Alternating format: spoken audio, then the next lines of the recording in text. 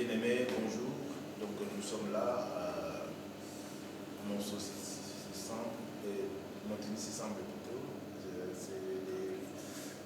Là, nous sommes à Péniel.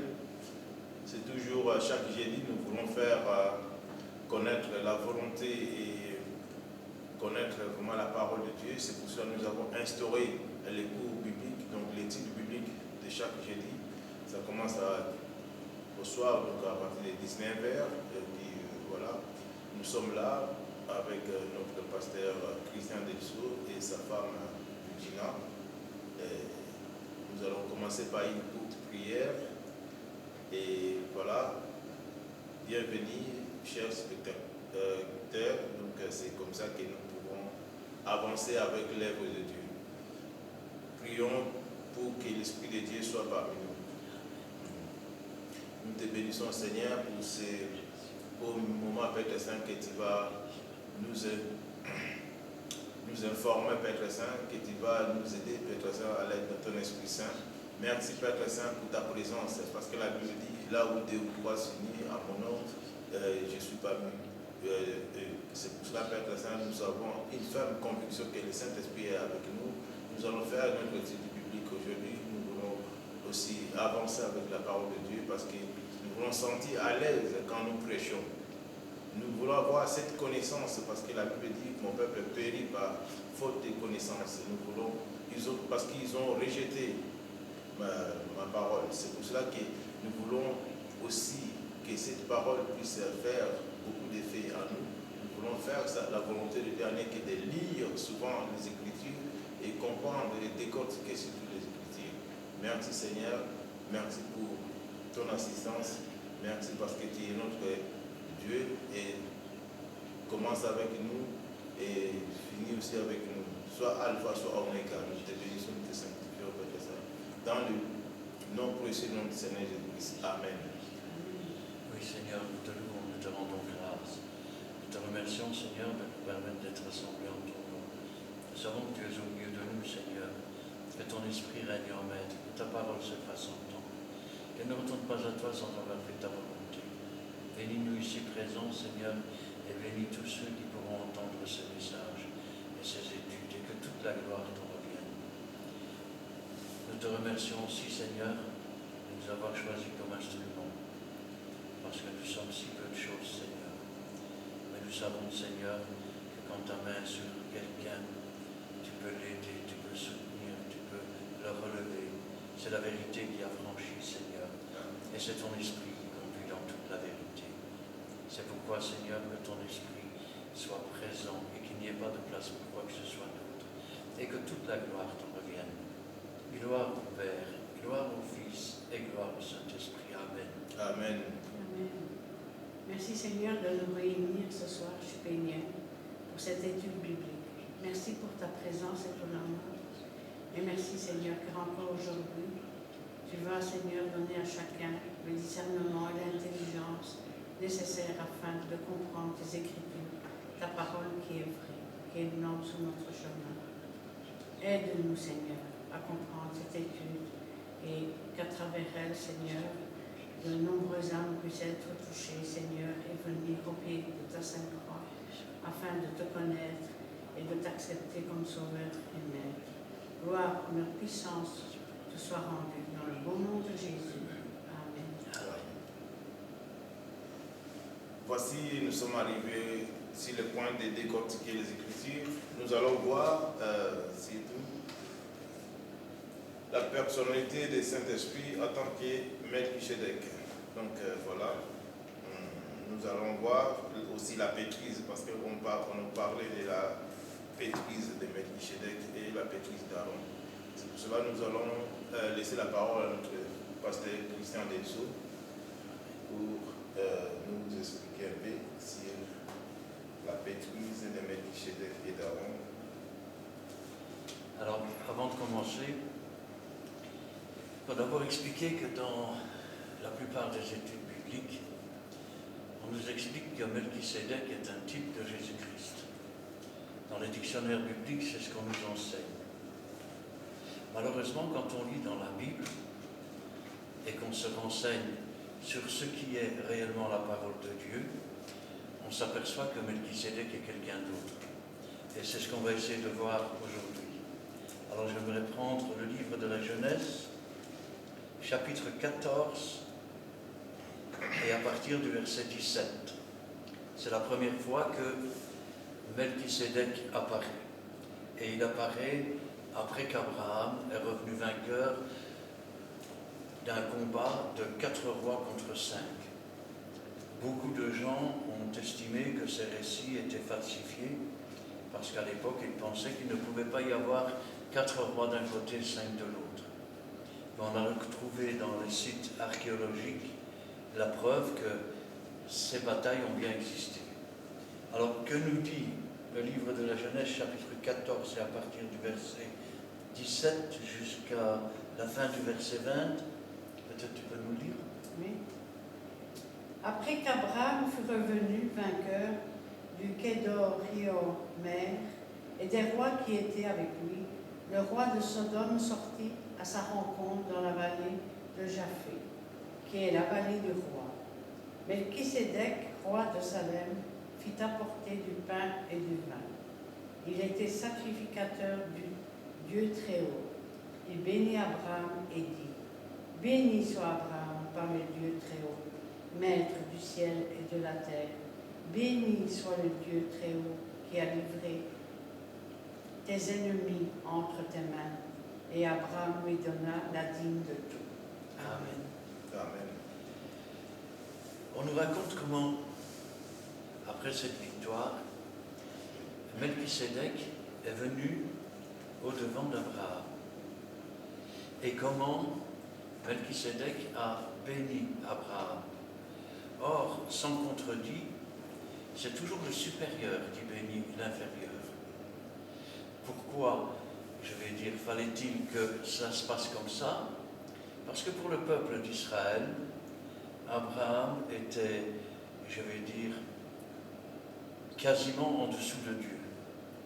C'est le père de la foi, c'est celui qui a quitté sa province, c'est celui qui a écouté la voix de Dieu, c'est celui qui est devenu l'ami de Dieu, au point que les anges, lors de la destruction de Sodome et Gomorrhe, diront: cacherai-je à Abraham ce que je vais faire?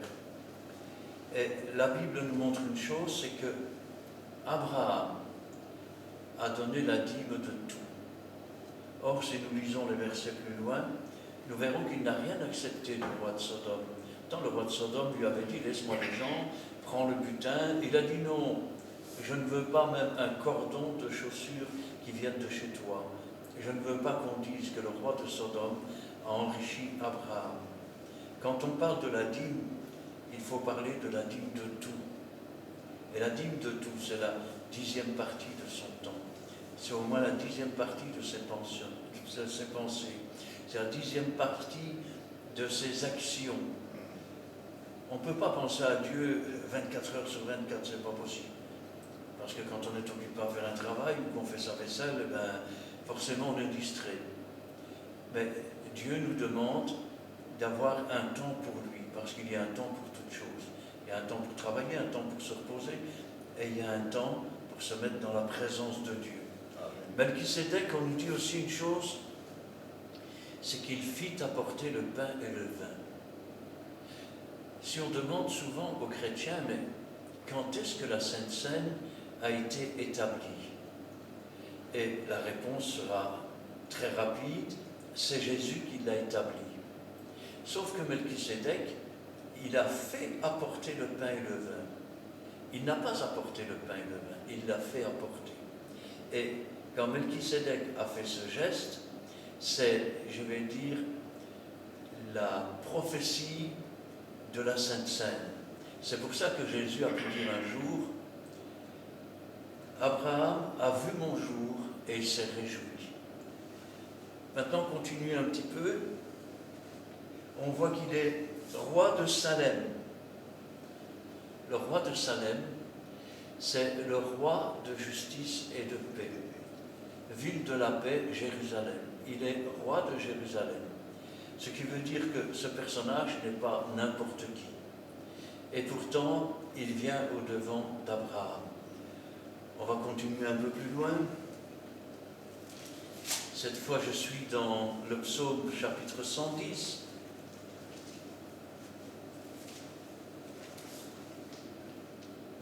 Rappelez-vous, Jésus posera la question une fois.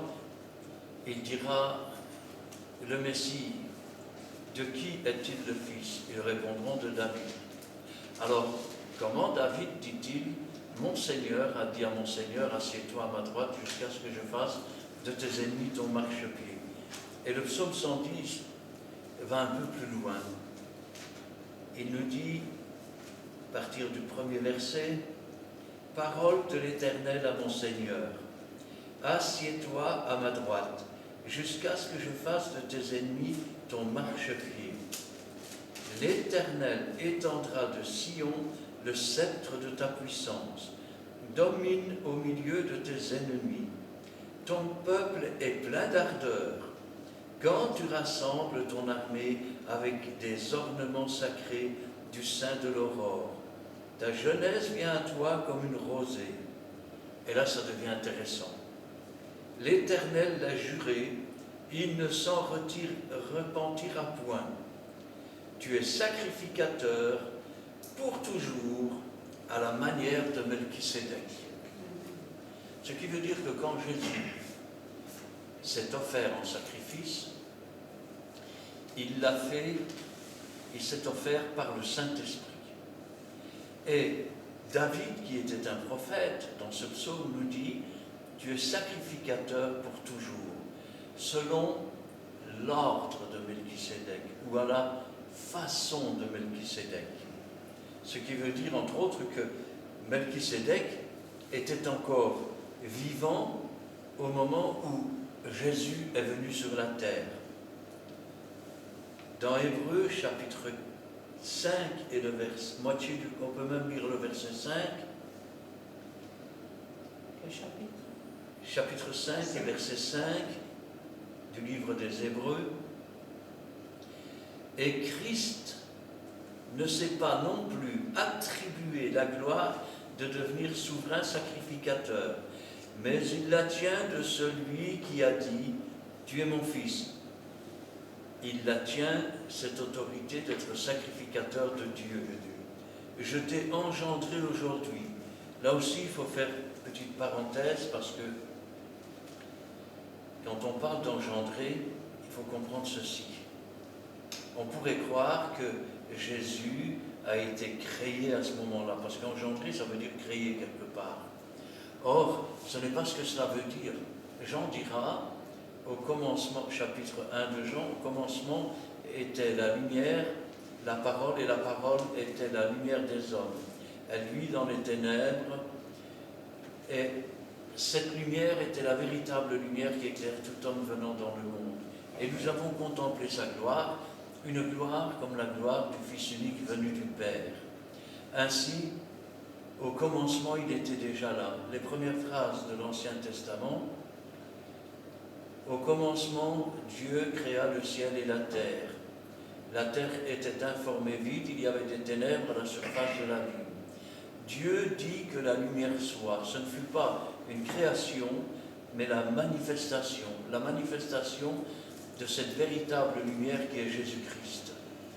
Et quand on parle d'engendrer, il est vrai en partie qu'il a été engendré, dans la mesure où, quand l'ange est venu voir Marie, il lui a dit « Je te salue, toi, à qui une grâce a été faite ». Il n'a pas dit « Je te salue, pleine de grâce », car alors ça voudrait dire qu'elle aurait des grâces pour quelqu'un d'autre. Mais il dit « Je te salue, toi, à qui une grâce a été faite ». Et la grâce qui lui a été faite, c'est de porter le Seigneur Jésus-Christ dans son sein. Sauf que, elle dira, je ne connais point d'homme, comment est-ce possible? Et l'ange lui dira, le Saint-Esprit surviendra sur toi et tu enfanteras un fils. C'est le Saint-Esprit qui a suscité un corps, je vais dire, dans le ventre de Marie. On peut dire que c'était la première mère porteuse. Et ainsi, lorsque l'enfant fut créé, Jésus-Christ a quitté son ciel de gloire et est venu habiter dans cet enfant. C'est pourquoi souvent il nous est dit c'est le second Adam. C'est pour ça aussi dans l'Ancien Testament qu'il nous est dit que son ventre est poli. Parce que le premier Adam a été tiré de la poussière, il n'est pas né d'une femme et donc il n'était pas relié à un cordon ombilical. Jésus-Christ de même n'était pas relié au cordon ombilical, il a été créé, je vais dire engendré dans ce corps par le Saint-Esprit. Il est donc dit, je t'ai engendré aujourd'hui, comme il dit encore ailleurs, tu es sacrificateur pour toujours, selon l'ordre de Melchisédek. Quand on dit ordre, ça ne veut pas dire que Melchisédek donne les ordres et que lui sorte, mais ça veut dire que c'est toujours sur la même institution, à la même manière, à la façon d'eux, et selon les préceptes d'eux, Melchisédek que Jésus s'est offert. Ça devient intéressant parce que quand Dieu parle, qu'est-ce qu'il dit? Voici les adorateurs que le Père approuve. Ce sont ceux qui adorent en vérité et en esprit. Or, si Jésus-Christ est sacrificateur pour toujours selon l'ordre de Melchisédek, nous qui sommes cohéritiers avec Jésus-Christ, qui sommes sacrificateurs avec Jésus-Christ, selon quel ordre offrons-nous nos sacrifices d'action de grâce? Nous sommes sacrificateurs avec Jésus-Christ, selon l'ordre de Melchisédek. Et on va le voir plus loin.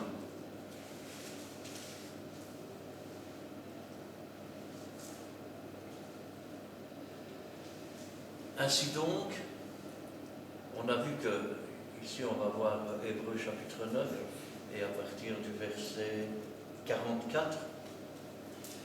Ainsi donc, quand Melchisédek est venu à la rencontre d'Abraham, il n'a pas apporté le pain, il a fait apporter le pain. C'est donc lui qui a donné l'instruction pour faire apporter le pain. Jésus a dit, je suis le pain qui est descendu du ciel. Oui, verset 44. Vos pères ont mangé la manne. C'est ici le pain qui est descendu du ciel. Et par qui s'est offert le pain qui est descendu du ciel? Selon l'ordre ou à la manière de Melchisédek. Or, il est inscrit dans Hébreux chapitre 9 et le verset 14. 14. Oui, 14, pardon. Combien plus le sang de Christ, qui par un esprit éternel s'est offert lui-même sans tache à Dieu, purifiera-t-il votre conscience des œuvres mortes, afin que vous serviez le Dieu vivant? On commence à comprendre petit à petit que Melchisédek et le Saint-Esprit, finalement, sont liés et sont presque la même personne.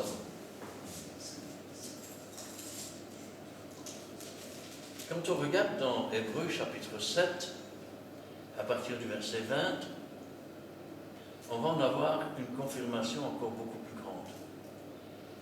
La Bible nous dit, Hébreux chapitre 7, et verset 6 et verset 20, pardon. 6 et 20. Là où Jésus est entré pour nous comme précurseur, ayant été fait souverain sacrificateur pour toujours selon l'ordre de Melchisédek. Mais qui est Melchisédek? C'est ça la bonne question. Ça, c'est une bonne question. Qui est Melchisédek? Parce que si Jésus est apparu à la manière de Melchisédek, maintenant il faut décortiquer. Alors, dévoiler le Melchisédek.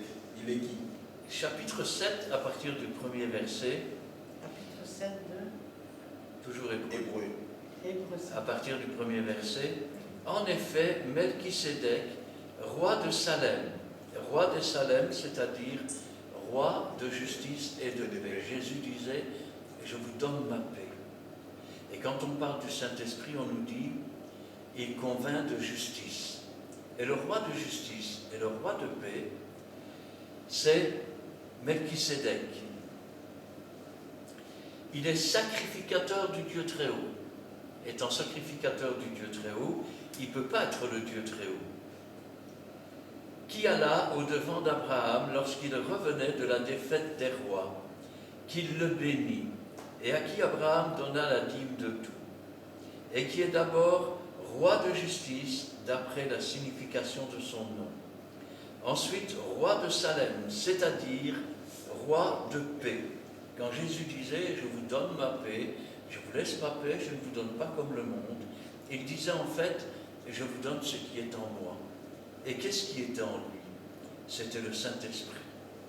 Au jour où Jésus est descendu dans les eaux du baptême, Jean dira « Je ne le connaissais pas ». Mais celui qui m'avait envoyé baptiser m'a dit « Celui sur qui tu verras l'Esprit descendre, c'est lui. » Et j'ai vu et j'ai témoigné. Aussitôt après, le Saint-Esprit va le conduire, va le diriger. Et toute sa vie, c'est le Saint-Esprit qui va lui dire où aller, quand aller, comment aller. À un point tel que, au temps où Jésus est venu, je pense que si je devais terminer mes prières, je dirais gloire au Père, gloire au Saint-Esprit, gloire à Jésus. Mais après que Jésus eut offert son corps en sacrifice de sur la croix et qu'il s'est assis à la droite de Dieu, Dieu a dit qu'il l'a élevé au-dessus de toute chose à l'exception de lui-même. Ce qui fait qu'aujourd'hui, je dois terminer mes prières par gloire au Père, gloire au Fils et gloire au Saint-Esprit.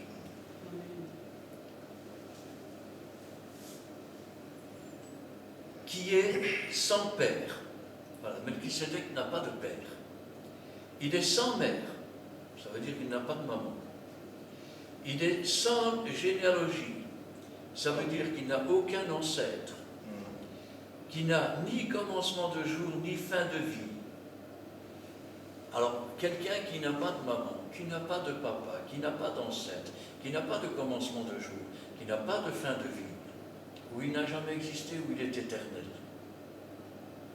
Or, nous savons qu'il a existé, puisqu'il est venu en chair et qu'il a parlé avec Abraham. Mais il est rendu semblable. Il n'est pas le Fils de Dieu, mais il est rendu semblable au Fils de Dieu. Ce Melchisédek demeure sacrificateur à perpétuité, sans fin. Ce qui veut dire que si Christ offre les sacrifices à la manière de Melchisédek, nous qui sommes sacrificateurs avec Jésus, nous les offrons à la manière de Melchisédek. Considérez combien est grand celui auquel le patriarche donna la dîme du butin. Ceux des fils de Lévi qui exercent le sacerdoce ont, d'après la loi, l'ordre de lever la dîme sur le peuple, c'est-à-dire sur leurs frères, qui cependant sont issus des reins d'Abraham. Sous l'ordre d'Aaron, il faut savoir que les sacrificateurs et tous ceux qui ont suivi par après, puisque les sacrificateurs n'étaient pas immortels, et ceux qui remplaçaient offraient toujours les sacrifices selon l'ordre ou à la manière d'Aaron, étant eux-mêmes descendants d'Aaron de la tribu de Lévi. Et la Bible nous dit, « Et lui qui ne tirait pas d'eux son origine, leva la dîme sur Abraham, il bénit celui qui avait les promesses. » Or, c'est sans contredit l'inférieur qui est béni par le supérieur. Là aussi, on nous rappelle que Melchisédek était plus grand qu'Abraham. Melchisédek ne meurt pas, il n'a pas de commencement de jour, il n'a pas de fin de vie. Les anges ont été créés, les archanges ont été créés, la terre et l'univers a été créé. Mais les trois seuls personnages qui n'ont jamais été créés, c'est Dieu le Père, Dieu le Fils, Dieu le Saint-Esprit. Et ici, ceux qui perçoivent la dîme sont des hommes mortels. Mais là, celui dont il est attesté qu'il est vivant, c'est-à-dire Melchisédek. De plus, Lévi qui perçoit la dîme l'a payé pour ainsi dire par Abraham, car il était encore dans les reins de son père lorsque Melchisédek alla au-devant d'Abraham. Autrement dit, les sacrificateurs qui travaillaient selon l'ordre d'Aaron ou à la manière d'Aaron percevaient la dîme sur le peuple. Mais eux ne payaient pas la dîme. Pourquoi? Parce qu'ils l'avaient payée au travers de la dîme qui avait été versée par Abraham. Quand on parle de dîme, il faut encore faire attention, parce que c'est vrai que la dîme était versée, mais seulement la 10e partie de la dîme servait à être mis dans le trésor du temple. Les 9 autres dixièmes étaient mangés sur place.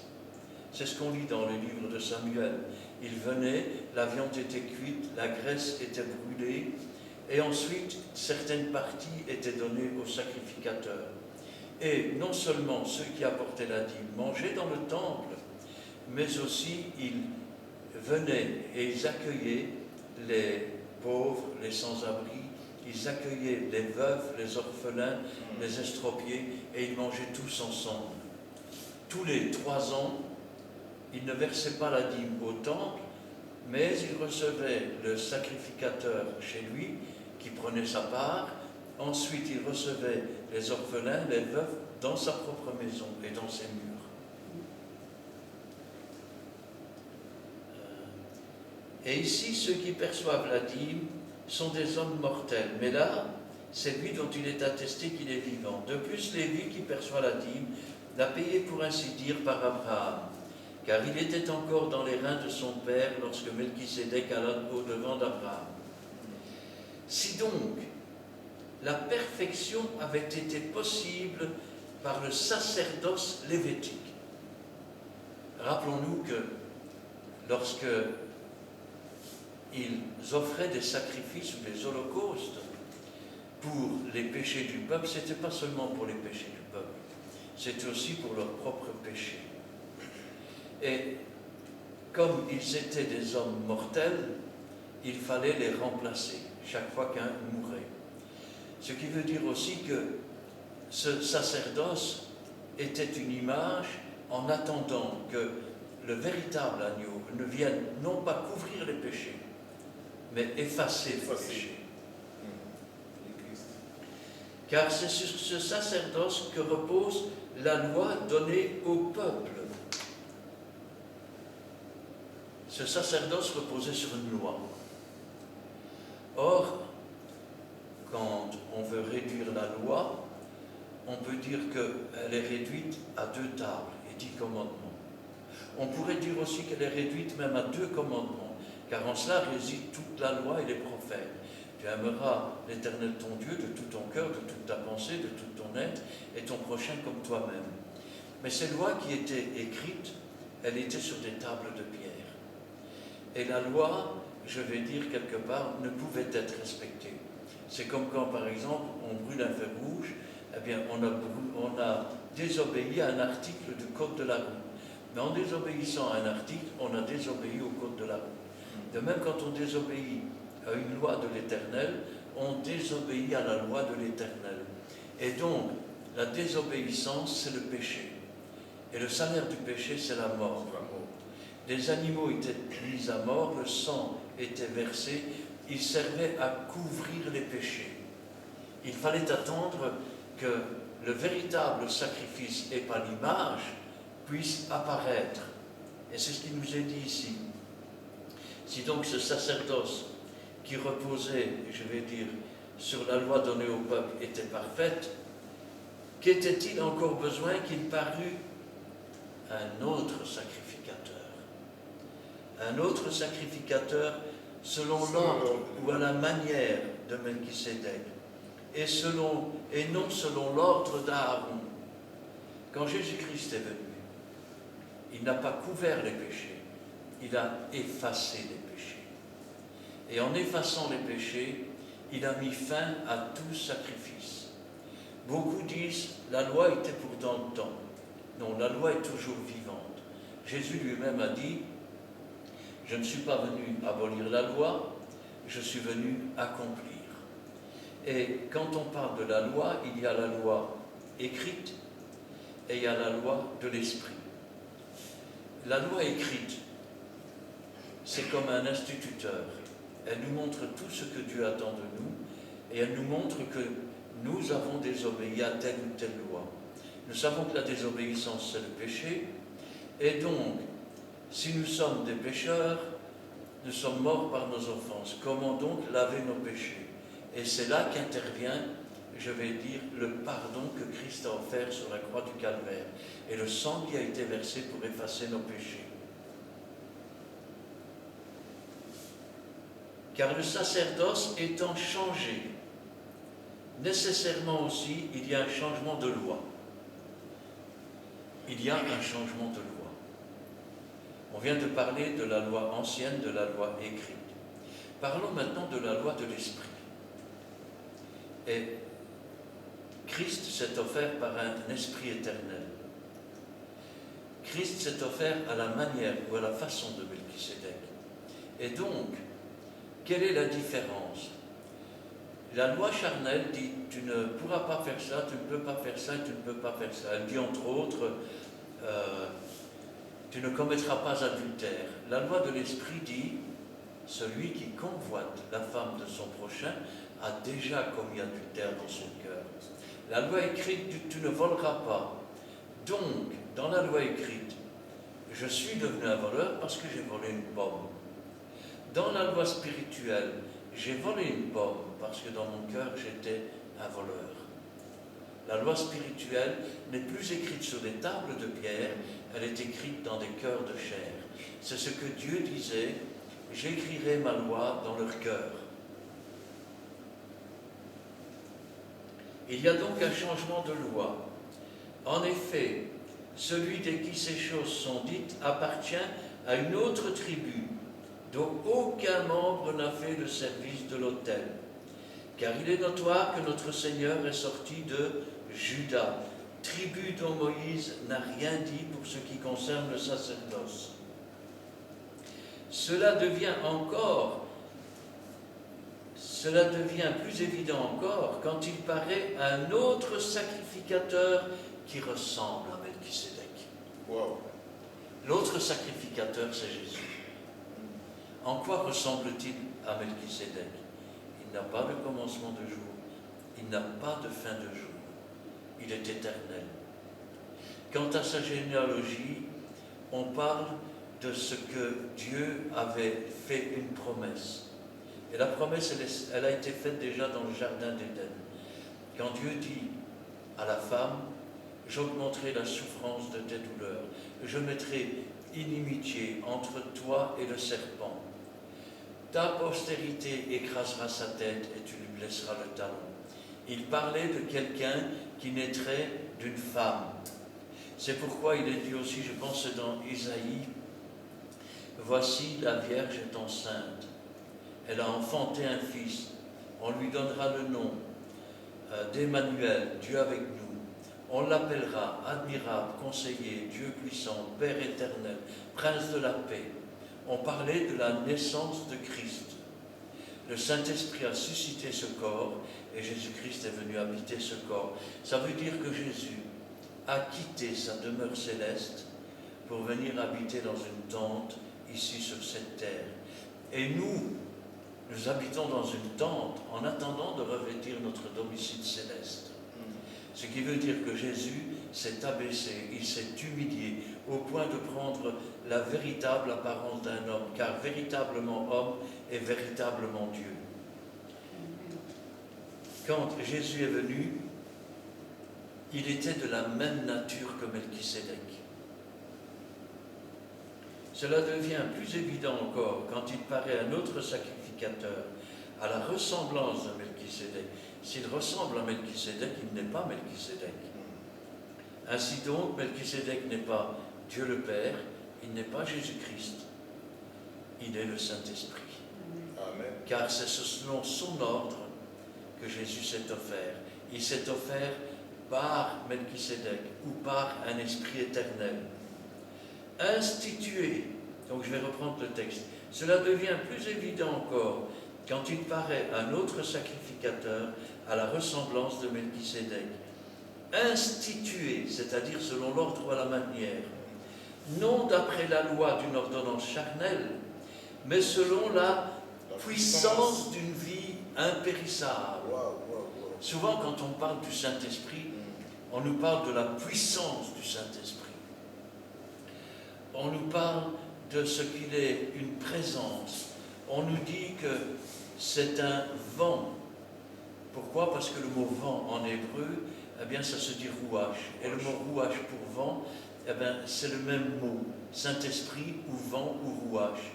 C'est d'ailleurs, on peut reprendre d'ailleurs un texte, je vais dire, du Cantique des Cantiques, qui est une espèce de parabole quand il dit « Souffle sur mon jardin, afin que le parfum s'en exalte ».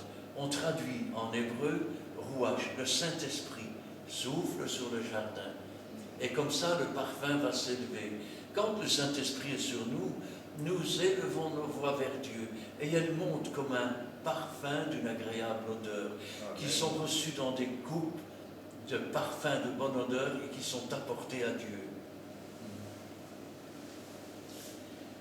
Car ce témoignage lui est rendu, tu es sacrificateur pour toujours selon l'ordre de Melchisédek. Et ici au verset, moitié du verset 21, on peut même prendre le verset 21, car tandis que les Lévites sont devenus sacrificateurs sans serment, Jésus l'est devenu avec serment par celui qui a dit, c'est-à-dire par Dieu le Père, le Seigneur a juré, et il ne se repentira pas. Tu es sacrificateur pour toujours, selon l'ordre de Melchisédek. Wow.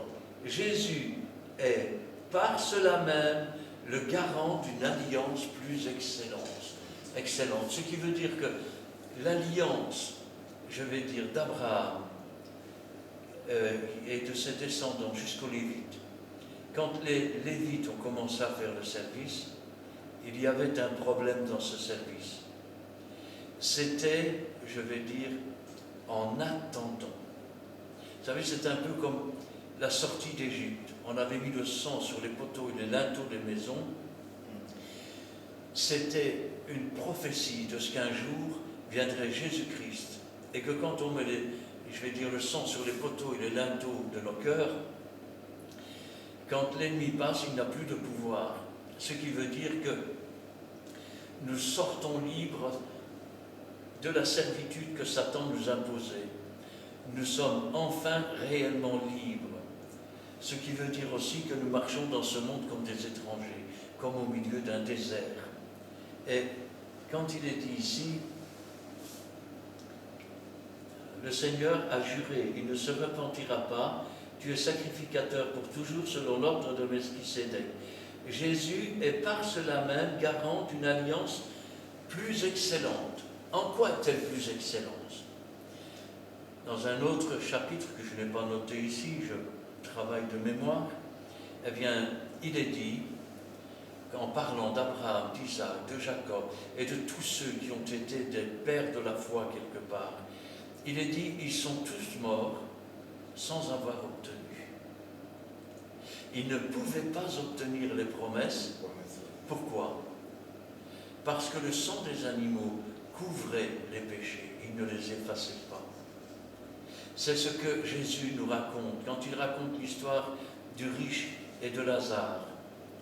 Le riche était dans les lieux de tourment, c'est-à-dire dans le séjour des morts, dans la géhenne, dans l'Hadès, suivant les traductions.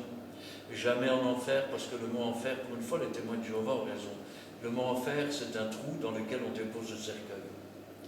Ils étaient donc dans ce lieu.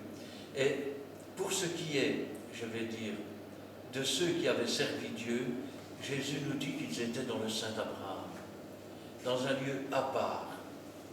Et quand Jésus a offert son corps sur la croix du Calvaire, il a dit à ce brigand qui était à côté de lui, « Aujourd'hui même, tu seras avec moi dans le paradis. » Et étant rendu mort, ça aussi, ça nous est cité dans la Bible, étant rendu mort quant à la chair, vivant quant à l'esprit, il est descendu dans les encres de la terre.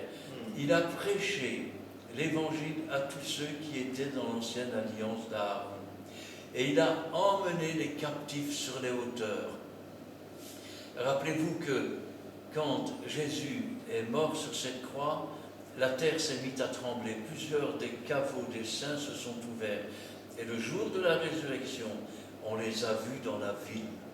Jésus a vraiment le pouvoir de nous rendre à la vie, de nous ressusciter. Amen. Et de nous emmener dans son jardin céleste. Amen. Jardin que nos pères avaient malencontreusement, je vais dire, été bannis à cause de leurs mauvaises actions, à cause de leur incrédulité, à cause de leur désobéissance. Dieu avait mis des chérubins avec des épées flamboyantes pour empêcher de trouver le chemin qui conduit dans le paradis. Mais Jésus-Christ a tracé une voie nouvelle au travers de sa chair. Il est le chemin, la vérité, la vie. Il est le seul médiateur entre Dieu et les hommes. Souvent, on essaye de trouver d'autres médiateurs. J'ai déjà lu, par exemple, que quand Jacob a fait ce songe avec l'échelle et qu'il voyait les anges monter et descendre sur l'échelle, qu'au-dessus se trouvait soi-disant Marie. Déjà dans les textes, il nous fait marquer que Dieu était au-dessus de l'échelle. Et la deuxième chose, c'est que Jésus lui-même, qu'est-ce qu'il a dit? Il parlait avec cet homme qui disait, il vient rien de bon là-bas. Et quand Jésus l'a vu, il a dit, voici un homme dans le cœur duquel il n'y a pas de fraude. Cet homme lui répond, mais d'où me connais-tu? Lorsque tu étais sous le figuier, je t'ai vu. Et il dira, tu es le Christ, le Fils de Dieu qui devait venir. Et Jésus lui répond, parce que je t'ai dit que je t'ai vu sous le figuier, tu as cru, tu verras encore des choses beaucoup plus grandes que celles-ci. Et il dira, tu verras les anges monter et descendre sur le Fils de l'homme. Il est l'échelle, il est celui qui a à la fois les pieds sur terre et dans le ciel, le seul médiateur entre Dieu et les hommes. Amen.